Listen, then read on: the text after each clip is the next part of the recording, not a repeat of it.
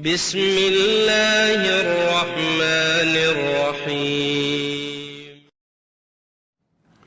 Dan ini menandakan teman-teman sekalian, kalau ada dosa-dosa, ada dosa tertentu, kalau dikerjakan, efeknya merata. Efeknya merata, terutama dosa-dosa besar. Kalau dosa-dosa besar dilakukan, maka efeknya bisa merata. Misal dalam satu komplek, ada 15 rumah, tapi ada 2 rumah pezina. Lebih banyak yang baik. 13 rumah orangnya baik-baik, tapi yang 2 rumah ini pezina. Tiap hari gonta-ganti pasangan. Selama 13 rumah itu tidak meluruskan, tidak mengingatkan, maka kalau terjadi sesuatu di komplek itu semuanya kena. Semuanya kena. Ya, karena mereka tidak amar ma'ruf nahi mungkar. Jadi tidak boleh sama sekali. Makanya tidak boleh kita diam. Kalau melihat seseorang berbuat salah dan kita sudah faham itu kesalahan atau mungkar dalam agama kita, harus segera diberhentikan. Ya, kata Nabi SAW, man ra'a minkum mungkaran falyughayyirhu biyadihi. Siapa yang lihat kemungkaran, dia saksikan, maka dia harus mengganti dengan tangannya, merubah. Tangan artinya powernya dia. Orang tua pada anak, suami pada istri, atasan pada bawahannya, presiden pada masyarakatnya misalnya. Maka dia bisa berhentikan, dia buat peraturan ini tidak boleh.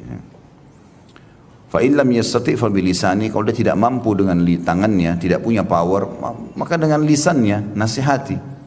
Dan tidak ada sesuatu yang berat, asal kita santun sampaikan, maaf ya Pak, maaf Bu, ada seperti ini, setahu saya ini tidak boleh dalam agama.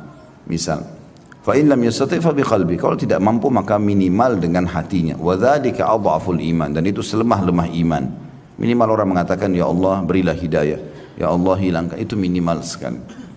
Tapi kalau ini sudah terjadi, walaupun minimal, maka ini sudah cukup untuk membuat azab Allah merata tidak datang. Yang datang hanya kepada pelanggar saja.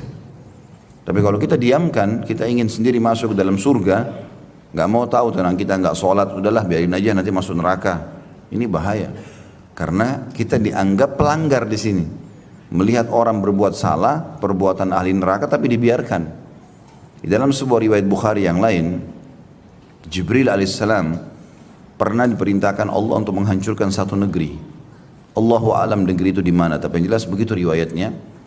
Kemudian Jibril berkata alaihissalam, ya Allah sungguhnya di kampung itu atau di negeri itu ada hambamu fulan, orang saleh, satu orang. Saleh dia. Apa kena juga nih? Maka kata Allah SWT, mulai siksa dari dia. Dia dulu mulai kamu siksa. Karena dia tidak pernah meluruskan kemungkaran-kemungkaran itu. Jadi hati-hati, ya. Walaupun cuma sekali saja, karena amar ma'ruf nahi mungkar yang wajibnya sekali. Sekali saja kita mengatakan, ya Allah berikan hidayah. Tulus dari hati, kita sudah lepas daripada penyebab hukuman ini. Tapi kalau kita biarkan berbahaya. Nah, tidak boleh sama sekali. Jadi amar ma'ruf nahi mungkar adalah kewajiban setiap muslim. Semampu dia, tapi jangan tinggalkan yang minimal saja, itu sudah tidak boleh ditinggalkan. Yaitu dalam hati, mungkin dalam hati. Ya. Karena kalau tidak, kalau azab Allah datang berbahaya, akan merata. Ya.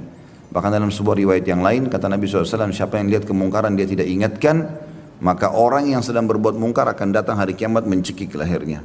Sambil mengatakan, ya Allah orang ini lihat saya buat salah, dia enggak ingatkan. Lalu dituntut, diambil pahala dia dikasih orang ini. Kan rugi sekali. Makanya Nabi SAW mudahkan buat kita. Tidak bisa dengan tangan, dengan lisan. Tidak bisa dengan lisan, maka dengan hati. Ini yang kita lakukan.